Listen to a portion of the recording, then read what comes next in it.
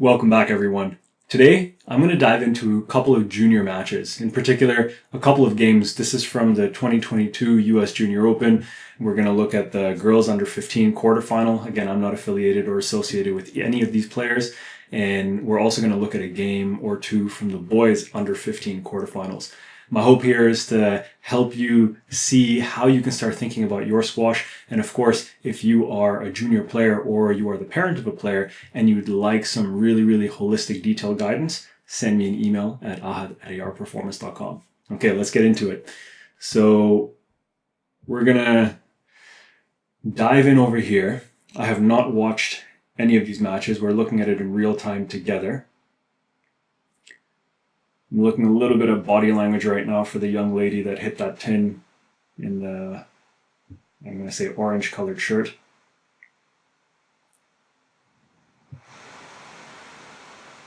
So I'm seeing a little bit of movement, spacing, and shot choice when it comes to the lady in orange. She's opening up the court a little bit too excessively. So here, let's break down a couple of these details for you. So the first thing we see is that she's hit it with boast. She's gone for the trickle boast in the first rally. Now she's going for the boast right off the start. We see her movement recovery to the tee over here where she's not taking her split step. She's running through the ball, over anticipating. So her timing of the split step is off over here. From there, that causes difficulty going and getting this ball. And now that ball is way behind her. From there, she does well to try to hit it straight. Obviously unable to hit it cleanly. Here, her spacing is off a little bit. So that's more about body position and understanding and assessing the trajectory of the ball, which causes her to clip the sidewall. I like the lift attempt over there. Spacing is better in that position. Just again, forcing a bit of a boast when it's not on, and then a little bit of a give up at the end over there. That give up, in my opinion, is a little bit more mental because she was probably thinking, a lot of kids do this when they're on the back end of the rally. They tend to want to stop if they've been made to run around. So again, over there, you see the movement having some difficulty, and that's tied into the split step and a little bit of body angle on the tee. The other young lady is doing well to capitalize and put pressure on the young lady in orange. So a lot of this is very mental as well. You know, when we start a match, pressure is high. We're trying to do anything to get into it. That's a good target. And there's the fist pump. You know, she's down 4-love. Kids oftentimes get in their own heads when they're down by a significant point margin. Even though it's just the start of the match, they get in their own heads. And winning that first point, it does wonders for the confidence.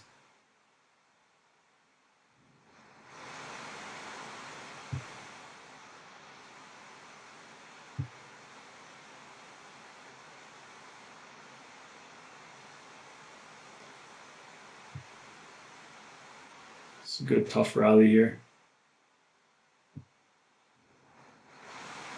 See the young lady in turquoise who's ahead in the games. She's got a little bit of a peculiar forehand, which when the game pace picks up is probably going to cause her some problems. But let's watch that young lady for a moment now.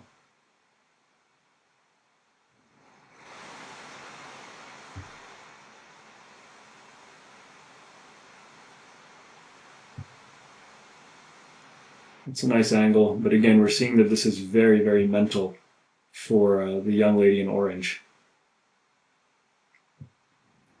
If she's not hitting a great shot, she's almost stopping and the effort is completely gone in the rally.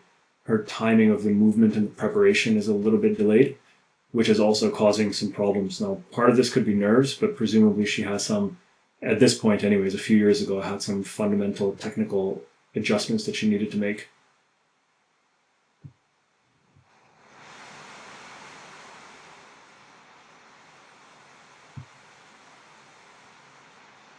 So the young lady in turquoise, I'm terrible with colors, so forgive me if I'm getting it wrong. She has a little bit of an angle on the tee when she's standing, which at least from the one side. And so let's look at her forehand for a second. So she has a pretty soft wrist, you can see over here. So she's coming in with a very flat wrist. And then the racket head is relatively low to begin with. And then she does well to be deceptive with a hold over there.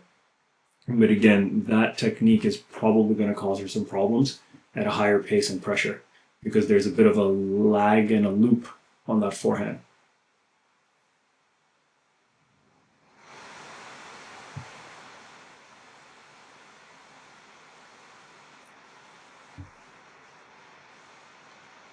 It's a nice angle on the 2-wall.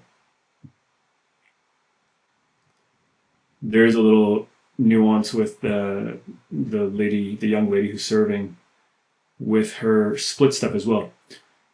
So when she's splitting, she's actually not splitting much on the tee. She's fairly stationary. She's in an athletic position, but she isn't leveraging the stretch shortening cycle when she's moving. So again, this is going to tie into playing at a faster pace. She's going to have a very difficult time if she's flatter on her feet and then is having to move off without leveraging the stretch shortening cycle, which is, by the way, a physiological component in our bodies where it basically says if you stretch a muscle first before releasing and trying to make an explosive movement, you will generate more force. There'll be more elastic energy that comes through.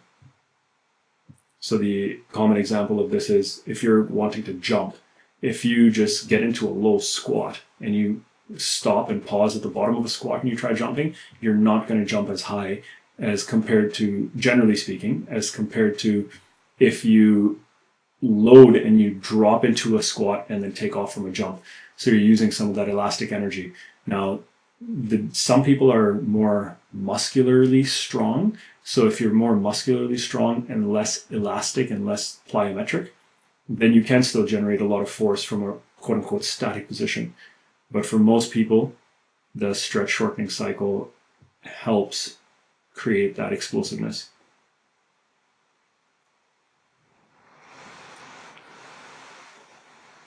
That's a nice strong volley. So this was a good rally. A little example over here of potentially not being quite as aware of our opponent's position. So we're going back here for a second.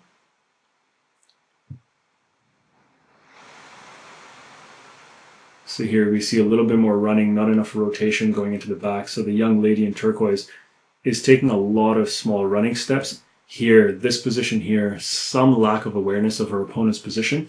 This is one thing I see in a lot of young players, young athletes that want to just play really, really fast, and they're taught to just play hard, hit hard, play fast, lots of kills. We lose focus of where our opponent is. So in this position, anything cross court to the right half of the court would have been a winning shot. Even a boast would have been a very winning shot. But because she wasn't aware of her opponent's position, she hits the ball right back to her opponent, which results in her opponent just getting back into the rally and here some extra pressure resulting in the stroke. So this is a common error for a lot of juniors. They just they get into this hard hitting, fast running, hit and run mentality, and then we lose tactical clarity around shot choices.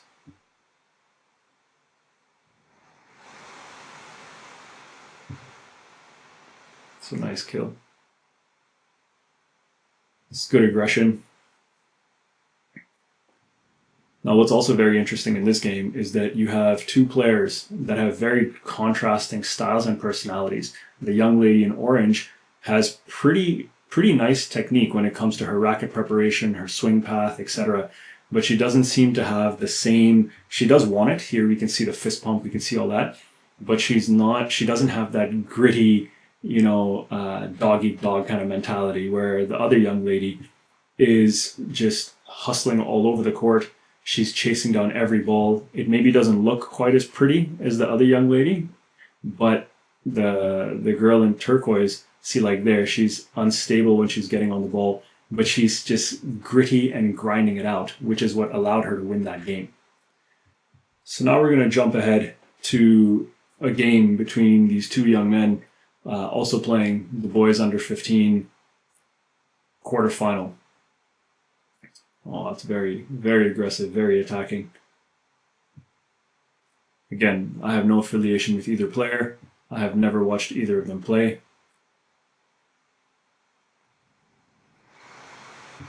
So here we have the young man in the white shirt trying to prove a point that the young man in blue is blocking, which is why he kind of pushed him into the sidewall to show the referee that, hey, I can get this ball, and maybe he's blocking. But it's actually the quality of the white shirt player with the white shirt that's resulting in some of that contact.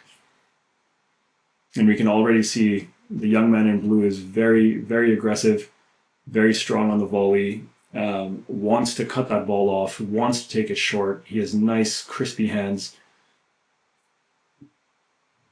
The young man in, I'm not sure how much I like that. We're kind of fishing a little bit. Exaggerated backswing. But the young man in white is needing to settle a little bit more, find his targets.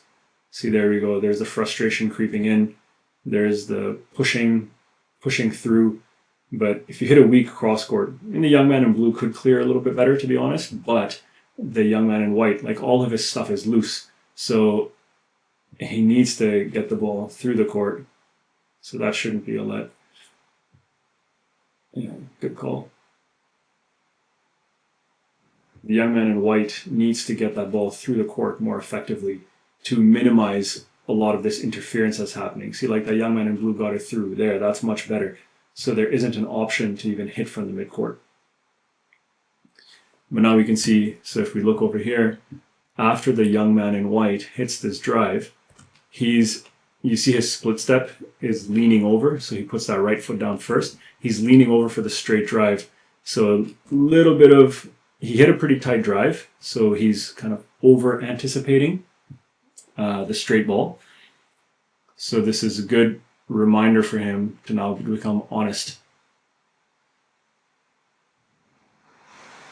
And that's a bit, yeah, okay, they're playing a let on that. I think there was a bunch of contact going through, so they get the let.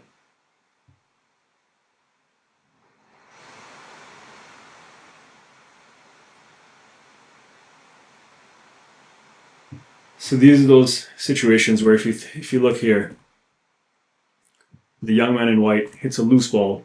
The ball is coming right through the middle of the court. But the young man in blue, once he hits, he's moving forward and taking his line. So this is a 50-50. It goes both ways.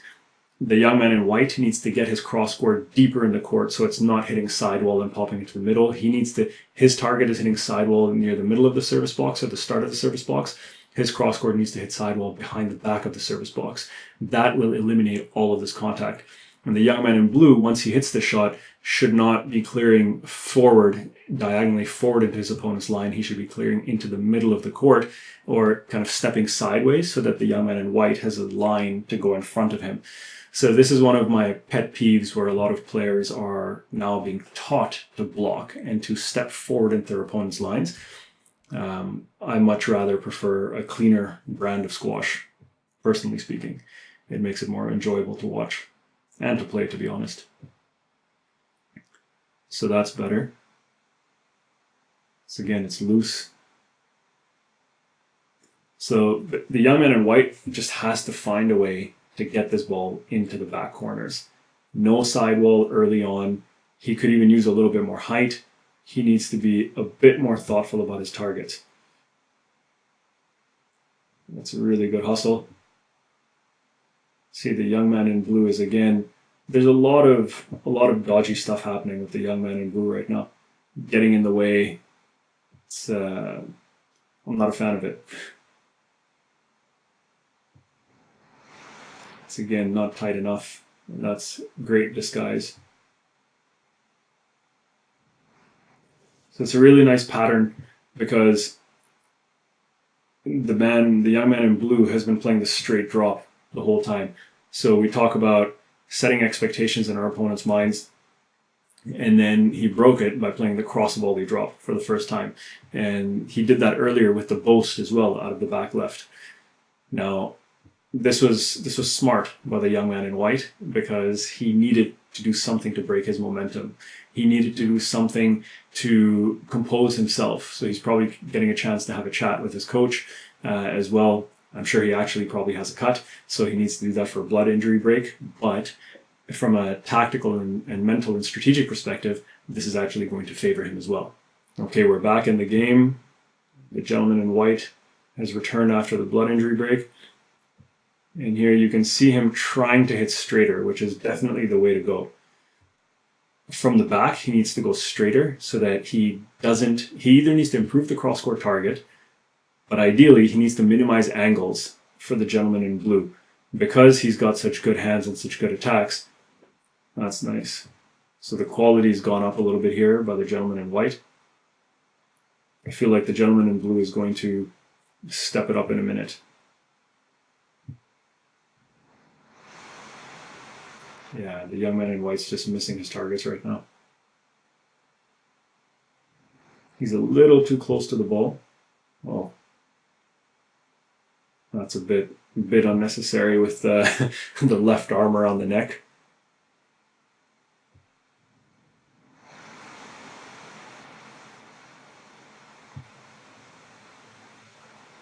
See again, there's some movement coming into the line.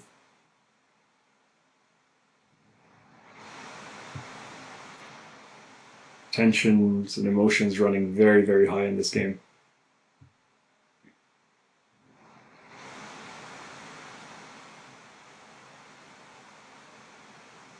That's a great kill. Again, shot quality just isn't good enough right now by the gentleman in white.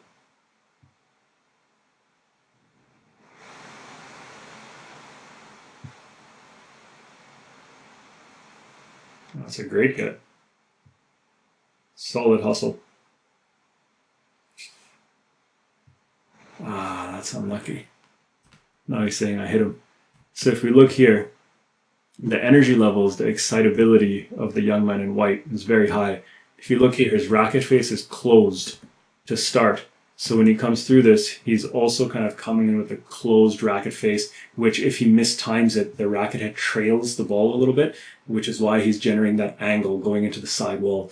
So the young man in white, there are a few things from his perspective technically that he needs to fix. One of them is his energy. Well, this is mental and technical as well. The energy levels and the excitability leads to a little bit of scrappiness and chaos. So the spacing, the timing, those kind of things get thrown off a little bit.